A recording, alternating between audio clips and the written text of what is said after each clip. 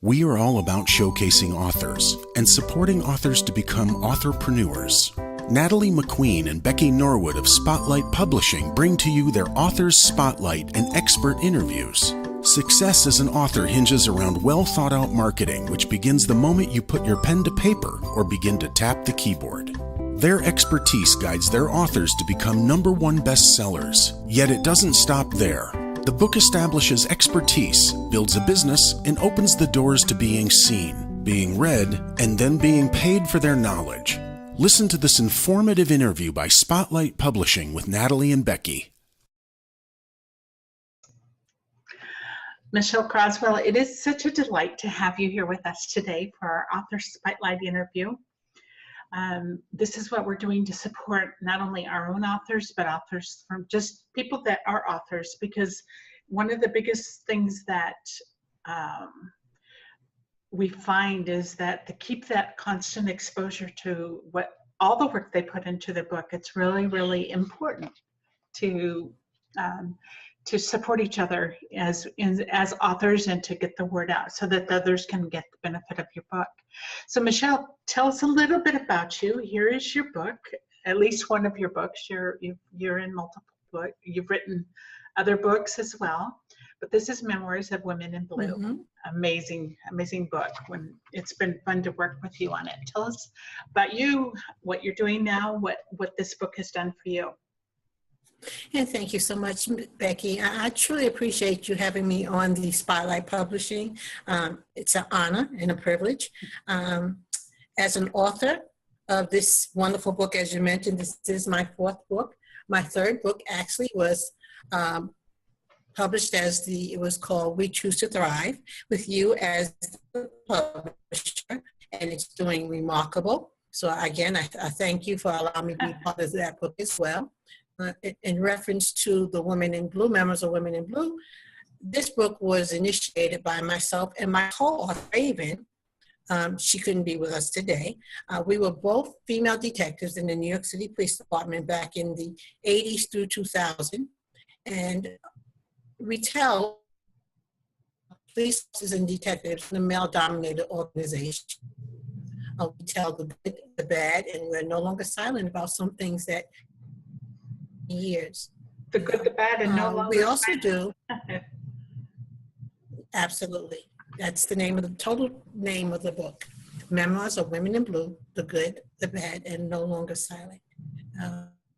What has been doing quite a few things. Go ahead. What has Yes. that book done for you as far as getting your foot in the door, establishing your expertise, showcasing you as somebody that knows what they're talking about? What has that done for you? Well, that's a wonderful question. It's been opening quite a few different doors. I've been doing some public speaking and motivational speaking in various churches and schools, community centers, and having discussions, having dialogue, open dialogue with the people in the community on what one should or should not do when they are stopped by law enforcement in their community. And it's been very educating for those who are unaware. And there's a lot, again, it's not a monologue, it's a dialogue. So we keep that dialogue going. And it is with the hopes that we can definitely get some of the hierarchy in the various police municipalities to partake in these communications so we can truly start making some changes in the community in regards to some of the negative we may see on the news, on the radio, or even online, Because honestly, I truly believe there are many more great officers than there are bad officers. Oh, definitely. And we see it so much, and it's such a volatile subject. And yet these people, they put their lives on the line every day for us. We just lost, here in our local area, we lost he was just, I think, 40 days on the force. And he was killed in the line. Wow. Duty, young man, but there were other officers injured in this whole thing, and it was just so hard to watch that whole thing. And they do put themselves in harm's way all the time, And yes, as with anything, there's corruption on both sides. You know, there's corruptions within the police departments, just as there is corruption among people. You know, it's but there is a time that it's time for us all to treat each other with respect and with the humanity that we all deserve.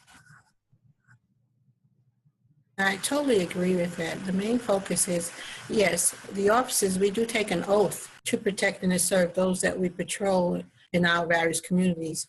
And it's important that there is some type of relationship between a police officer as well as the community, the people in the community. You know, one should not be fearful to approach an officer, and an officer should always should most of the time be respectful to those in the community as well as the people in the community doing the same.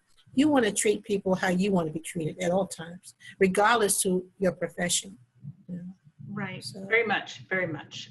So when you were serving as in the departments that you were serving, there was also some bias that you experienced, number one, because you were a woman, and because of also different racial issues, even discrimination. But you were able to rise above it and become the person that you were as a result of your experiences, which has been really beautiful in your sharing. And that is true. It started for me in law enforcement. I became an officer in 1983, but I had a very bad experience as a young child, you know, with law enforcement officers. And it kind of put a twinge in me, made me fearful initially. It took me through my teen years and seeing an officer. I think I may have been about 18, 19 years old, and I approached an officer and I wanted to know what was the requirements, what did it take to be a law enforcement officer? Because I truly decided that I wanted to be an officer and make a difference to truly, and I know that sounds cliche, but in my spirit, in my heart, I really wanted to make a difference for those around me, others who may have wanted to follow suit and do something similar and not be fearful of approaching an officer. So that officer was really a kind, gentle officer, and he explained to me what it would require. And I went on to take the civil service exam, and I had to go through the processing. There's several different processing in New York City, because again, each police municipality has their own processing. I went through the processing and I became an officer. You know, was it easy? As far as the physical, to me, I was much smaller. It was wonderful. I enjoyed it because it was athletic, and I was very athletic as a youngster.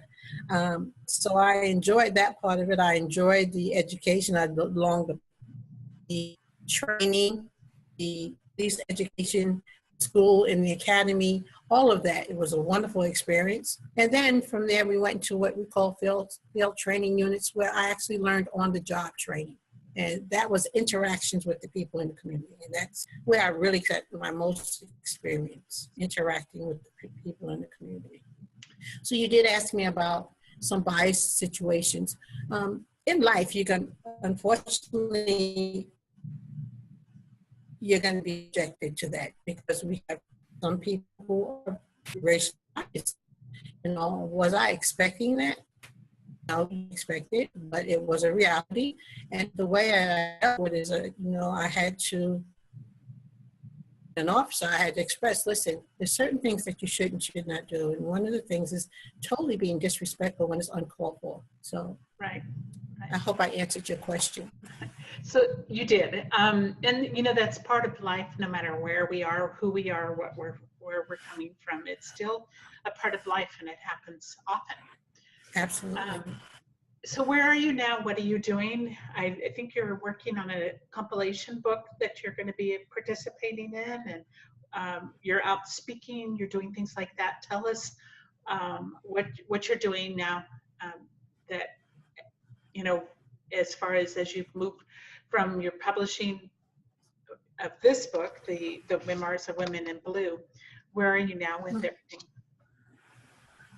And that's another great question. If you see the sign behind me, I am currently, besides promoting my books online, I did what they call a DNA ancestry testing last year, and I learned, lo and behold, that I am 71% of African descent. So when, in learning that, I decided that I wanted to become a distributor, a real retail distributor in selling African products. So in conjunction to the African products, I also promote my books, and I go out and I vendor, and as well as the books, as well as clothing, jewelry, arts and crafts, beauty supplies. It's a conglomeration of various things, and I enjoy it because I get to interact with the people. They get to purchase beautiful items, African clothing and African arts, and they get to discuss my book. So it's like multitasking. I really love that. I do want to mention. I do want to mention one thing. Last month in July, I actually was one of the, it was 8 honorees at with an organization called the Brooklyn Empowerment Reunion, and this took place in New York, and they honored me, and I received this award. It was called Empowered to Achieve, Entrepreneur on the Rise. Can you see this? I can. That's beautiful. I can't see it totally, but yeah. And it says, for being a powerful example of excellence in entrepreneurship, community awareness, and business development. And I was really proud of this award because, yes, what I love doing is mainly interacting and educating with people in various communities that I go to. You've been a shining example of that. And so what an honor to receive an award like that. Yes. You also mentioned another book. So I am co-author in an up-and-coming book with we do have a special person that we're previewing. The name of the book is You're Never Too Old To, and it will be coming out in December. I am one of many co-authors in this book. And one of the co-authors her name is Ernestine Shepherd. Many people may be familiar with her. She is the oldest female African-American bodybuilder in the Guinness Book of Records and Wrigley's Believe It or Not. Wow. She's been on Oprah. She's been on Oprah. She's been on Steve Harvey and other talk show hosts shows. And so she's out there. She has her own gym. So she's really there. I'm really inspired. She's one of my big mentors. She really is. She started with her bodybuilding. I think she was at the age of 58. She became a bodybuilder and won an award at the age of 71. What a beautiful spirit. Yeah. Yes, and she's now 82, but she has her own gym, and many people go to that gym and they are inspired by her and what she does. So. Very, very cool. So proud of you and proud of the amazingness of being able to be an author and showcase who you are and what we are. What a beautiful world we live in, really, at what's available at our fingertips now. Yeah. Absolutely. Very good. Well, I've seen some of the beautiful clothing you've been displaying, and it's gorgeous. So I've seen some of it on your Facebook posts. It's been pretty lovely. I did not bring some with me, but you know what? I do have one of the books that I can show you some of the clothing. Just a quick preview of some of the clothing. These are women's clothing, skirts. Can you see that? Not real good, but yes. What could you maybe put a link? Do you have a website link that you could? I surely do. Let me give you that information. I'll spell it out. The website itself is Mickey, MickeyCrosswell.com. It is a bit lengthy, but it should read MickeyCiagesWorld.YourAfricanMarket.com. All right, perfect. That is the website. You can get all of the African products, as well as there is a link to my books as well. Very good. I'll put that on after we finish this interview. I'll make sure that it's in the comments below, and then we'll share this out to your following as well. Oh, that is wonderful, wonderful, wonderful. So Thank you so much, Michele, for taking this time for this interview. I'll put the links to your books below here too, as well as your beautiful African attire. And I really admire the things that you're doing. You're getting out there, you're getting exposure. You've had a lot of different things happen along the way. You've had a recent car accident, so I know you've been challenged, and yet you just keep right on rolling, and that's beautiful. Yes, only through the grace of God. Yes, yes. I didn't want to mention that, but you know what? That's a testimony, so I needed to mention it. Yes. Thank you for mentioning that accident, because I'm here for a purpose, not for a reason. I'm still here, you know. That's for a right, purpose. right. So Well, bless you very much, and thank you for this time for this wonderful interview. You are so very welcome. And thank you, Becky, for all that you do for all of your authors. You are a wonderfully spectacular guardian angel. Oh. You truly are. You are. So thank you. Thank you. I say kudos. And many blessings to you. Blessings Okay. to you. All right. Thank you. All right. All right. So, Bye-bye. bye, Becky. Authors hire Becky and Natalie of Spotlight Publishing for their guidance in treating their book as their business. Many authors have no idea where to start, how to market themselves, nor how to have a successful book launch reaching #1 bestseller. This often leads to discouragement and disappointment. Spotlight Publishing works with their authors to get seen, get read, and get paid for their knowledge and expertise. For more information, go to www.spotlightonyourbusiness.com. Spotlight Publishing. Your book is your business.